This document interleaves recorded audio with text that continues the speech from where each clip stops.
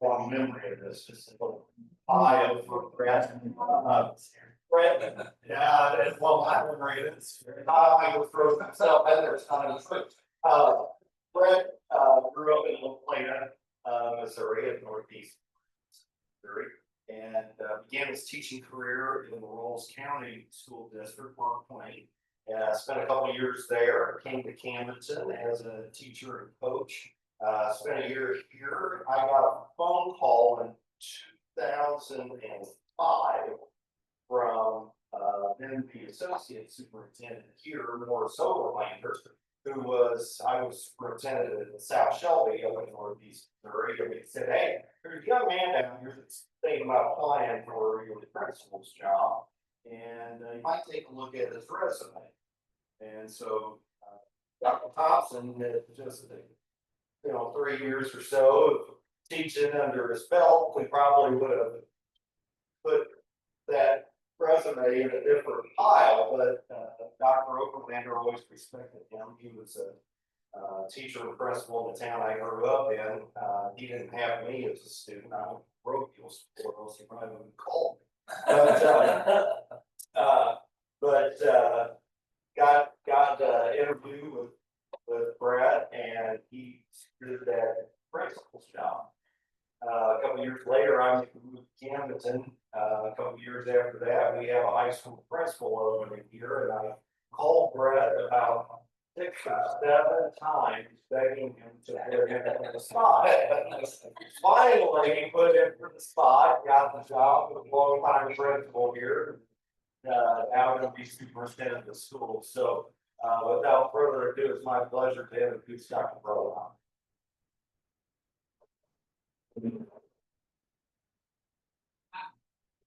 I'm not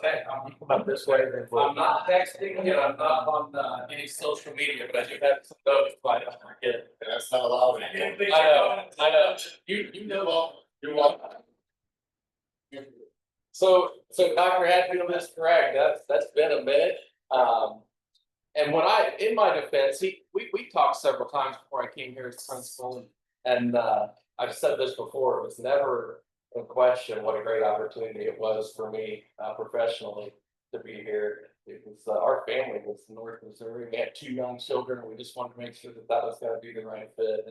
And now 17 years later, and both of our boys graduated from Camdenton. I can't imagine them going anywhere else and graduating from any place else. So I'm very honored to have them as Camdenton graduates. So a couple things. I'll elaborate just a little bit. I don't really like talking about myself, but I will elaborate a little bit.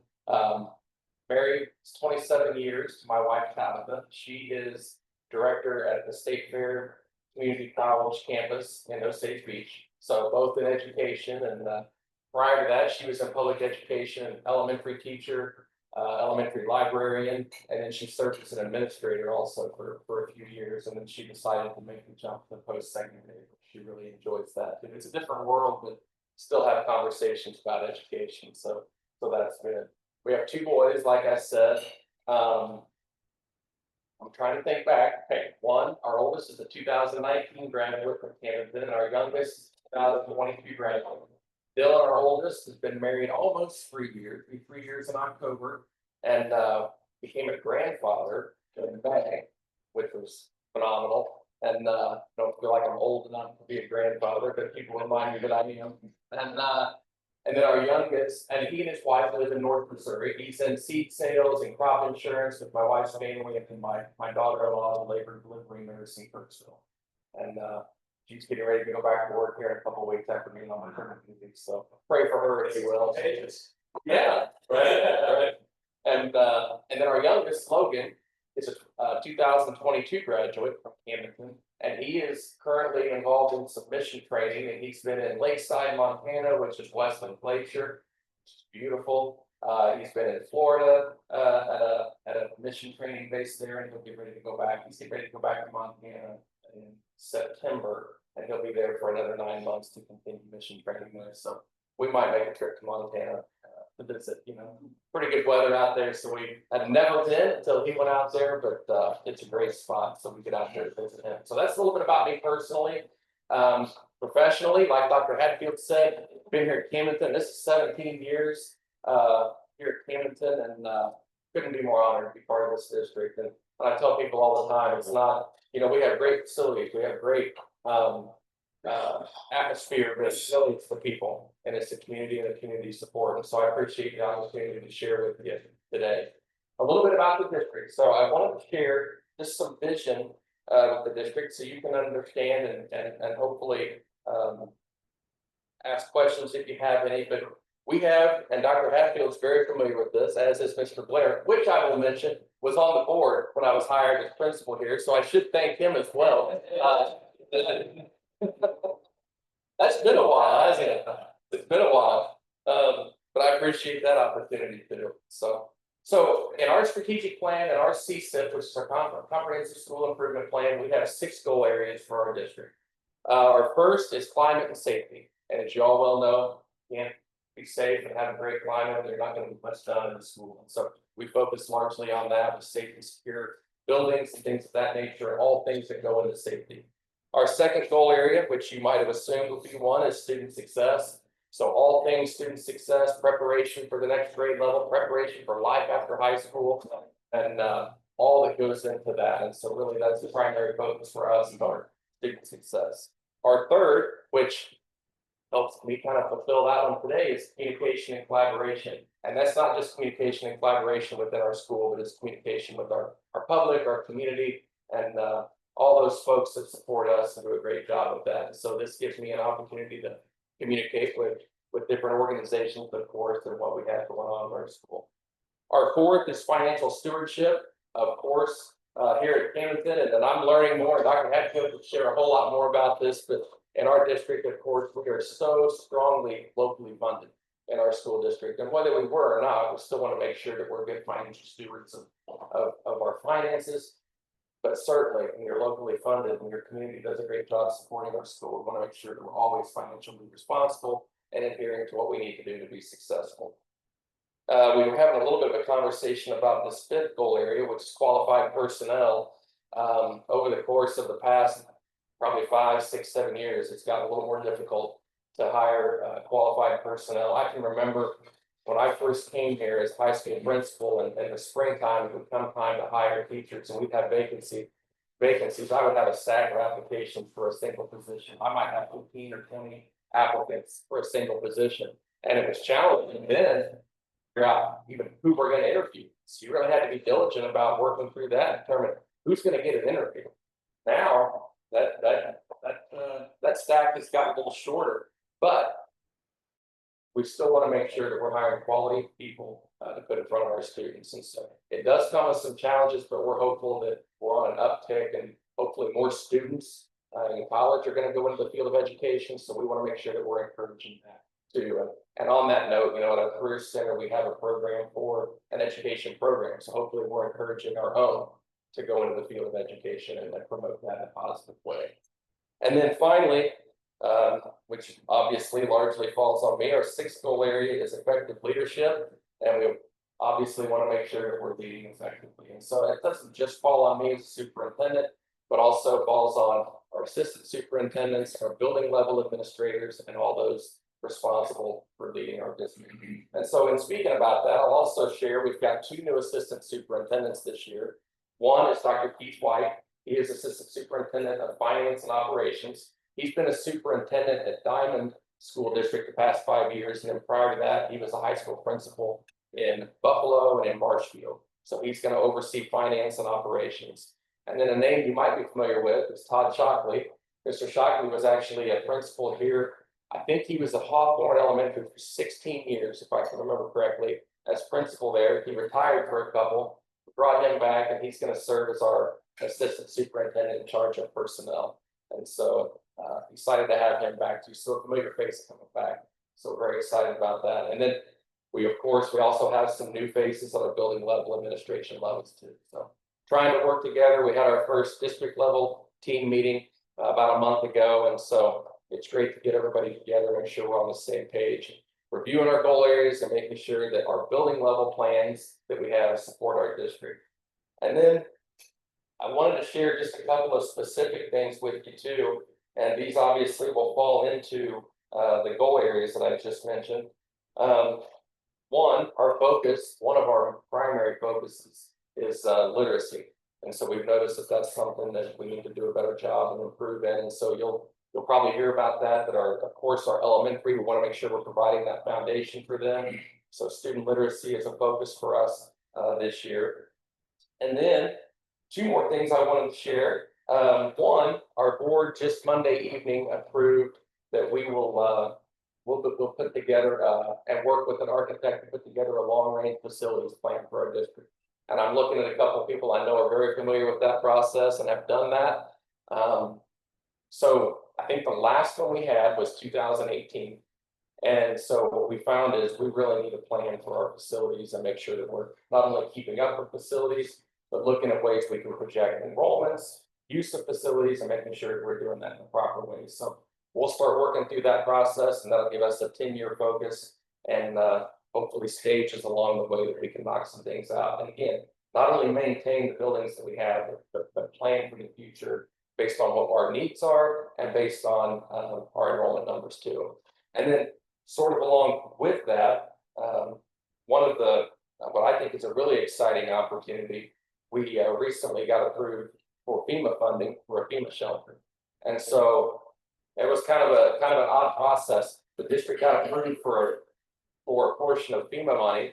And so there were some plans being made for a FEMA building, but then they came back and said, hey, we've got additional funds if you'd be interested in that. So we had to tap the brakes on the original one. And then, so what we've done, we've expanded that, and instead of building two smaller FEMA shelters, we've wrapped those into one. And we're going to build a FEMA shelter, but it will be used as an early childhood center that will be attached to our pre-K through second grade building here on campus to Dogwood Elementary. And so that'll be used as a preschool building. We'll have 8 classrooms in it. There's a multi-purpose building or room included in that, so those kids can participate in some activities as well. But we're really excited about that. And what we were able to do, that building will actually be large enough that it will support, in case of an emergency, it will support all of the student and teacher population at our Dogwood building, as well as our Hawthorne building. And so be about 1,600 students or people rather that would support in case of an emergency. And so we're really excited about that. And so of course, you know, you hear about FEMA funding, it's not totally funded by FEMA, but we're making financial plans also to support our portion of that. And really excited about that. And so you think about wrapping all that in together, it not only supports our facilities, but it supports our preschool, early literacy, and it gives us a safe place for kids in case of an emergency as well. And so those are just some topics I wanted to share with you today and talk about our vision as a district. I've said this before, serving as a high school principal was one of the greatest honors of my life, seriously, here at Camdenton. The community support that you provide is second to none. And I'm really looking forward to serving in this role as superintendent.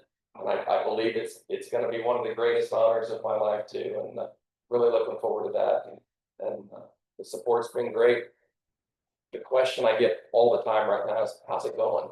And it's going well. And here's how I follow that up. It's going really well. And if you know those ladies in that office that support us on a daily basis, and I'll say that, they're like, oh yeah, I'm sure it is then, because they know that front office is extremely, it's a well-oiled machine, and they're extremely supportive. And so I just try not to mess anything up too badly or miss anything. But I appreciate the opportunity to share with you today. If you have questions, I did not bring cards. That's the one thing I forgot to put in my truck last night. But if you ever have questions, you know how to get a hold of me, and those in the room that do. So appreciate the opportunity to share with you and appreciate your support. Thank you for letting me be here. So said about the stack of calls now. What is that? What do the stats look like? Are we running short on teachers? Do we have a lot of transition? So we had, and this question was asked at our table. So this year we're bringing in about 30. I said 35 or 36 new staff. We had a couple late hires as well. So we're about 36 new staff members to our district this year. And it is challenging. And one of the things, and I'm sure Mr. Bernetti is familiar with this, but one of the things that they've done we can bring back retired teachers on what's called critical shortage. Okay, so if you're a retired educator, you can come back and teach, and it's a good deal for those retired teachers because they still get their retirement, plus they also get their salary for teaching. And so that used to be 2 years a retired teacher could do that. But the state just recently, well, not that long ago, a year or so ago, revised that, and now a retired teacher can do that for 4 years. So they're recognizing the hardship that we're having, and so they've extended that to 4 years. And so, I think the hope is, and the goal is that someday you could back that off because there's not as much of a need. But I think part of the issue is we need to encourage people to go into the field of education. It's not easy, and I think there have been times over the past 4 or 5 years that it's been a little rougher, you might say. And so we want to make sure we're promoting that in a positive light and encouraging high school students to pursue that. You see a lot of AI stuff coming in into the educational room. That's a great question. And actually, Monday night, we had our technology director and our instructional technology director talk about a possible AI policy. So we did a first read of an AI policy in our district. And so the word that comes to my mind when you think about AI is balance, right?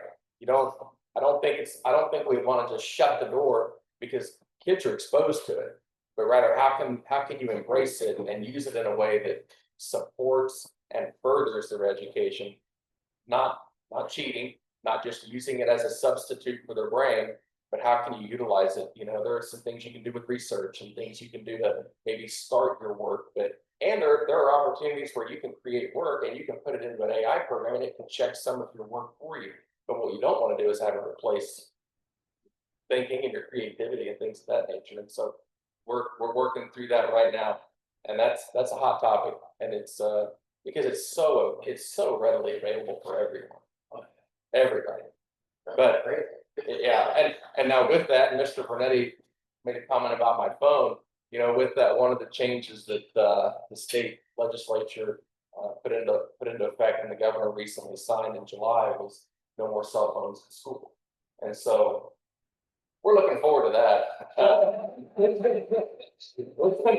have an 18-year-old vote for me, but that might be a little bit of a challenge. But you know what? The feedback that I'm getting, people are generally excited about that. Yeah. Because the schools can make their own policies. Correct. There's allowances for special needs. Exactly. If you have an app that you need, exactly. it's not just, the school doesn't want to enforce it. No one's going to come and shut the school down. So Don't say that too much.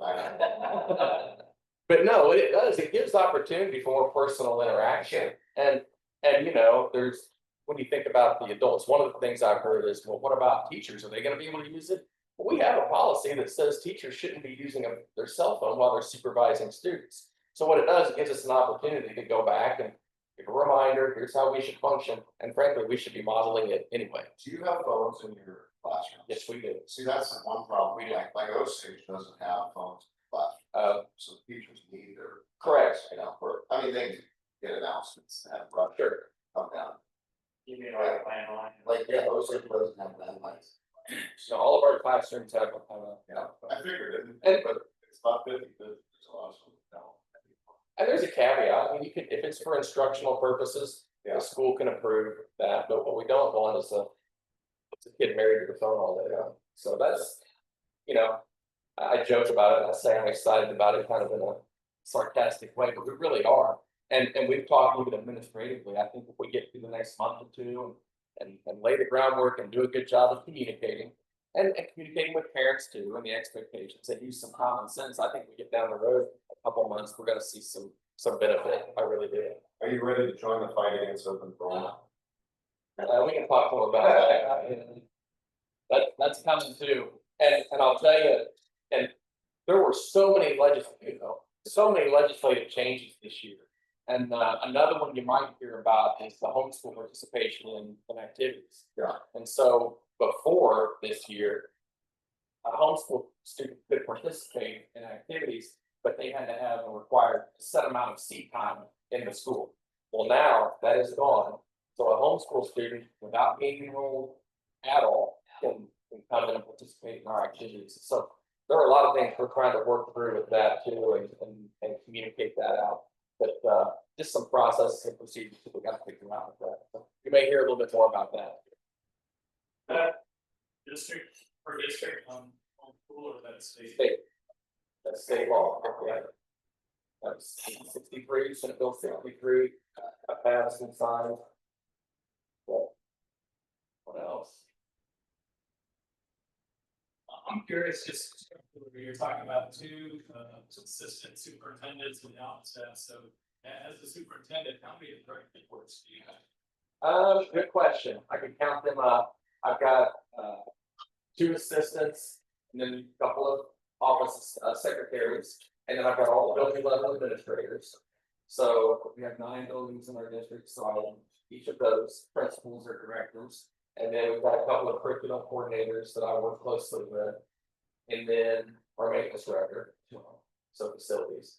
And so that one's a little bit of an overlap because as Dr. White is overseeing finance and operations, the facilities is a little bit of an overlap.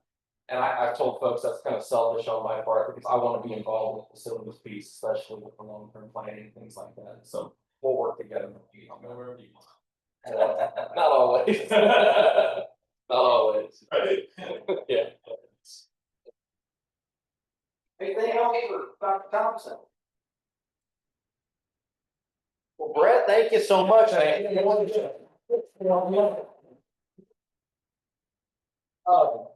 Thanks for speaking with us today and